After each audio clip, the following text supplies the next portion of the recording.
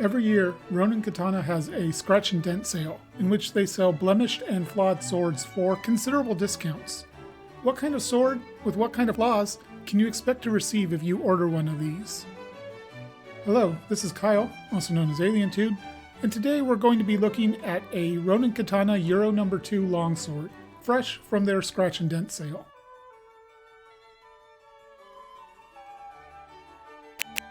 So as a disclaimer, I didn't buy this sword directly from Ronin Katana.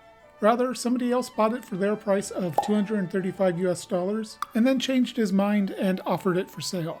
I bought it from him, and here we are. Incidentally, a new non-scratch and dent version of this sword retails for $350 US. If you'd like to know more about Ronin Katana, check out my review of their Euro Longsword No. 10, linked here, in which I give a brief overview of them as a company and sword producer. Now, in terms of typology, Ronin Katana generally doesn't advertise their swords as representative of any specific type, and they don't seem to make it a priority to attempt to replicate them either. Still, it can be instructive to classify a sword, at least as a starting point, and for me personally, I think the Euro No. 2 most resembles an Oakshott Type 12A, with a few differences. For a deeper discussion of the characteristics of a Type 12A sword, you can watch my review of the Balor Arms 14th century longsword, linked here. So let's talk about those differences I mentioned. The primary ones I see are the cross-section and the fuller. The cross-section of a Type 12A sword was lenticular, with a blade that's gently rounded in the center curving out to the edge with no central ridge. The Ronin Katana Euro No. 2 has a soft central ridge and a slightly convex geometry, making it kind of a blend between lenticular and flattened diamond. The fuller is also a bit narrow for a Type 12A, which usually had somewhat broader fullers.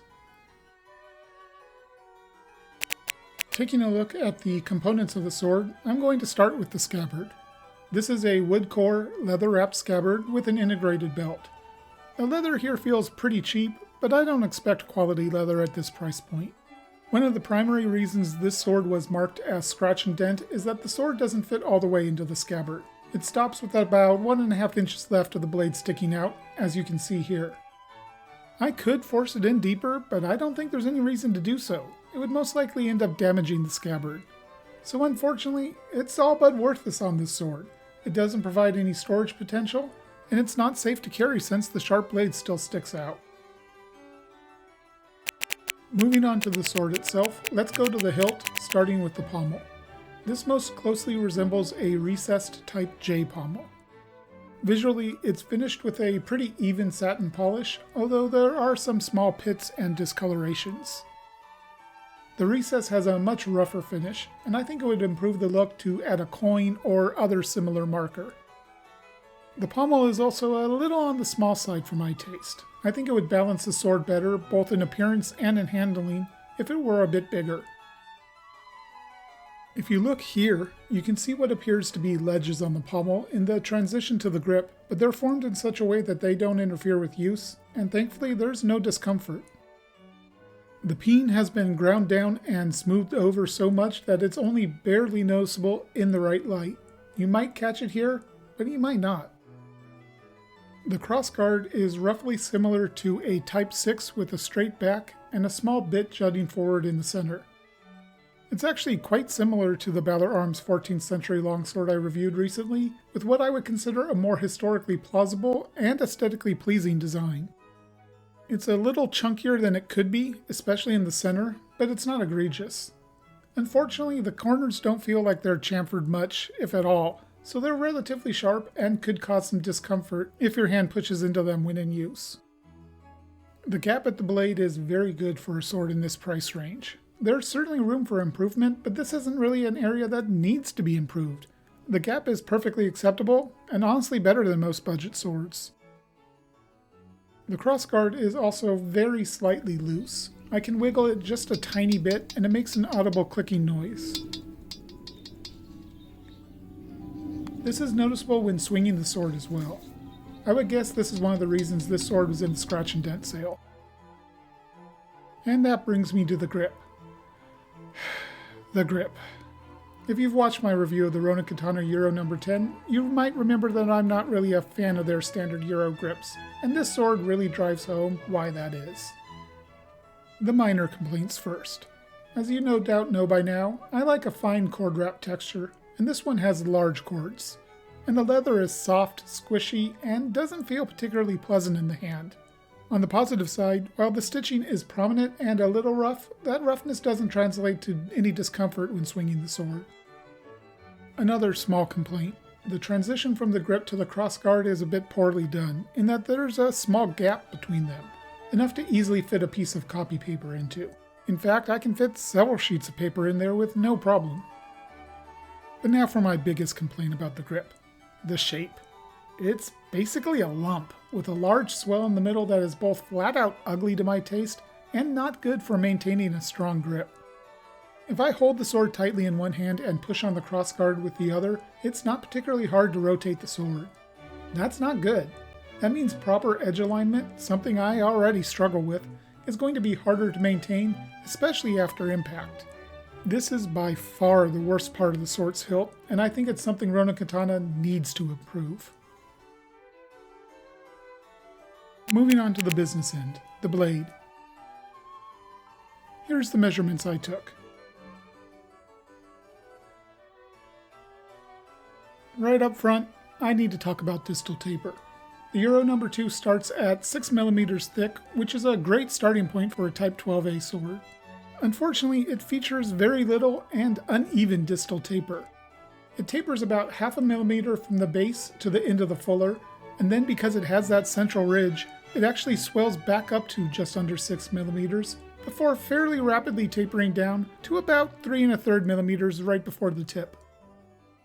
Historically, 12A swords had all sorts of distal taper, with most being linear or concave, but they usually taper quite strongly, ending thin near the tip. This creates a relatively flexible blade that, due to the thinness, can cut very well. The Ronin Katana sword is not very flexible at all, although it does return to true nicely. Determining the vibration nodes wasn't easy due to the stiffness of the blade. The blade node seems to be in approximately the right spot for good cutting, but the hilt node is in the crossguard, rather than the grip. In fact, when I was doing this test, I could feel the grip vibrating quite a bit. This can lead to some unpleasant hand shock during use, and over time the vibrations of the tang could wear away at the durability of the wood. One of the great things about this sword is the edge geometry. Ronin Katana has a beautiful design here. The bevel is a smooth, convex grind all the way to the edge, which is apple-seated nicely. It's sharpened relatively well, and wouldn't take much effort to bring to hair-popping sharp. This kind of edge geometry is a delight to see on a sword in this price range, so serious props to Ronin Katana here. The finish of the blade is a shiny satin that is approaching mirror. Looking closely, you can see wavy lines in the polish, but only if you're really looking for them. There's also a few discolorations, marks, and scuffs here and there. A very nice bit of finish work is that the surfaces of the blade have no rippling at all. The fuller runs nice and straight, terminating pretty cleanly. They don't quite end at the same place on both sides of the blade, but they're not far off. The tip is a rounded, acute point, and the shape is one of the reasons I consider this closest to a 12A sword, which usually featured this style of point. The Ronin Katana has a tiny bit of deformation to it, hardly distinguishable by sight. I only noticed it when my oiling cloth snagged on it. Here's a close-up of the tip with my cheap pocket microscope to show you better detail. So how does this sword handle? To describe it in one word, it's clunky. It's balanced at 7 inches past the crossguard, which is quite forward heavy for a longsword, and the tip weight I measured was close to 400 grams. Interestingly, the Mateusz Sulawski arming sword I reviewed 2 weeks ago had a similar tip weight, but that sword, while having a heavy feeling to it, still handles the way I feel a sword should. This Ronin Katana sword doesn't. It's kind of awkward to move around. It doesn't flow naturally and just feels off.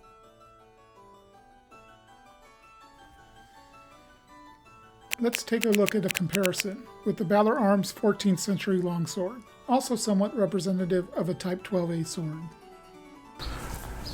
So here's the Ronin Katana Euro number 2. Can just put it through its paces a little bit, move it around, get a feel for it. I can tell you, it feels definitely a little forward heavy, probably because of the lack of much distal taper. Tip control, it's all right, but yeah, I'm having to fight it a little bit. We'll also say just kind of hitting my tree a little bit. The grip is a little more effective than I was thinking it would be. I thought it would be really uncomfortable to use, but it's not too bad. Let's compare it to my Balor Arms 14th century longsword. I picked this up immediately. First thing I noticed, this is a lot lighter of a sword. And it moves like a lighter sword. Tip control, I definitely have better tip control here.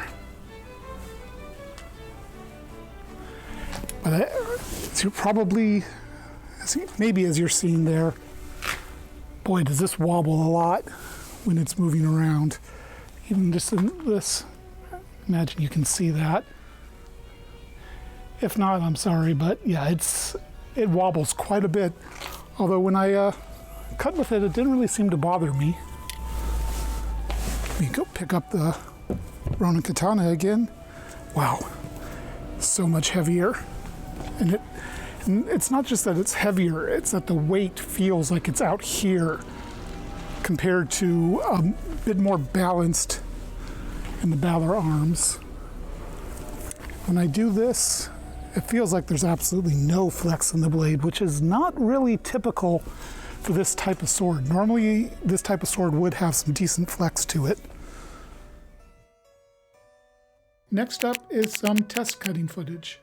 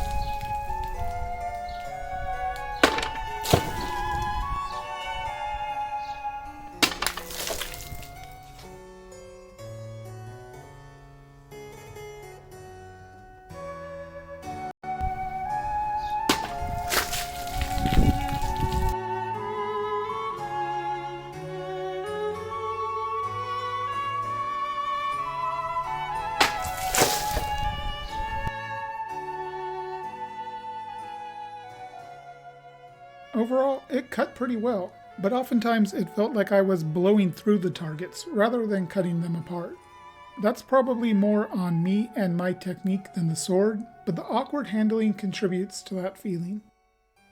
Also, if you look here, you can see that the edge has a very small chip in it now.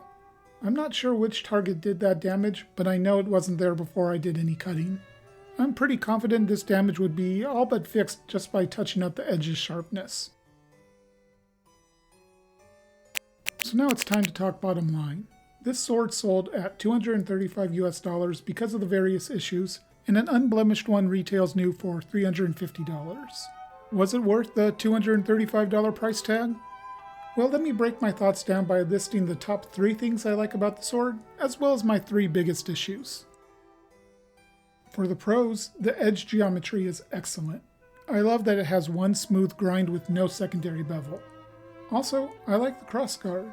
While I think its edges could be chamfered a little bit better, they didn't bother me in use, and the gap at the blade is actually quite well done, and the overall shape is very attractive. Lastly, the finish on the sword is nice, even with the small blemishes I've shown. On the poor side of things, there's 2 big ones and 1 less so. The grip is dreadful. It's just not pleasant to hold and move, and it makes using the sword a lot less fun. Congruently, the handling. Again, I find this to be a clunky sword that doesn't feel good to swing. Lastly, and certainly the least of these concerns, the pommel. It's a little undersized, and I think it's partially hollow. A somewhat larger, heavier pommel wouldn't make a large difference in the handling, but it could help pull the point of balance back a little, and this sword needs the help. So, weighing those pros and cons, for me, the cons definitely outweigh the pros, and even though this was listed at a relatively inexpensive $235, I'd rather spend a little bit more and get one of Balor Arms' offerings, or perhaps a Hanwei Tinker sword. There's enough options in this price range that handle better than this sword, and as I've said before, handling is my number 1 concern with budget swords, and the Ronin Katana Euro No. 2 just lets me down there. So no, I don't think this sword was worth the price. That said, this sword would probably be a good start for those who like to tinker and customize. I think with some work reprofiling the blade, a whole new grip, and perhaps a new pommel, you'd really be onto something. But anyways, I think I've rambled about this sword long enough. This is already shaping up to be my longest review, and I doubt anybody is still hanging around to listen at this point.